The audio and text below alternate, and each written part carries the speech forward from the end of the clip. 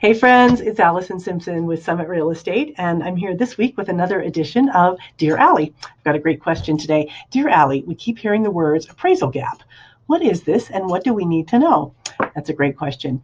What is an appraisal gap? So an appraisal gap is a discrepancy that occurs when a buyer's offer is higher than the actual appraised value of the property they want to buy. It's an issue that's most commonly experienced by buyers in competitive markets like we have here, and when there's bidding wars and other aggressive tactics that offers that are coming in here. So what do? You've got a property that's listed at one price, you get multiple offers, and the price gets bid up, and the seller accepts a price that is higher than their listing price. Then, for instance, let's say the appraiser comes in and he says, no, I don't think it's worth that. So the lender's going to say, sorry, we're not going to lend on that unless you can bring more cash to closing. So that's where the issue comes in. And that's where it can be a really strong tactic for buyers in this market who say, hey, we are willing to pay the appraisal gap.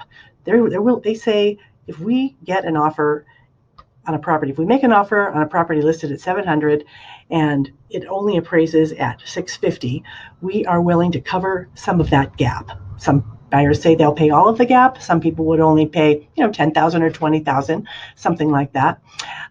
What happens after that, if there's still some gap, is that the buyer and seller need to negotiate and come to some agreement on what the new purchase price might be. Seller might have to come down in price, or the buyer might have to come up in their offering price.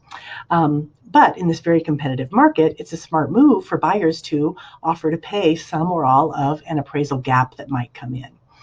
You might say, well, is it ever smart to pay over the appraised value for a property? That's going to be a personal question, but I think in this market that we've seen, going up, and even if you look back over 30 years, you can see that our market has gone up on average of like 4 to 5%. So yeah, we've had some ups and downs, and we've had some big downs, and we've had some big ups. But I think overall, if you kind of keep that in mind, I think you'll be in good shape. And it can look really attractive to a seller. They're so happy to see that because they could be nervous about the appraisal too. They could be saying, hey, I don't know if this property is going to appraise at this price either. And so if you're the buyer who comes in covering that appraisal gap, you might be more likely to get the property in the long run. So it's just a tactic that you can use. It's great for buyers. It's a great tactic to use if you do have the cash that you can do it, and it's great for sellers. It's very comforting to know that somebody's willing to help cover that. So love to chat with you some more. If you have any questions, just message me below and we can chat about it and strategies that might work in your situation. Thanks.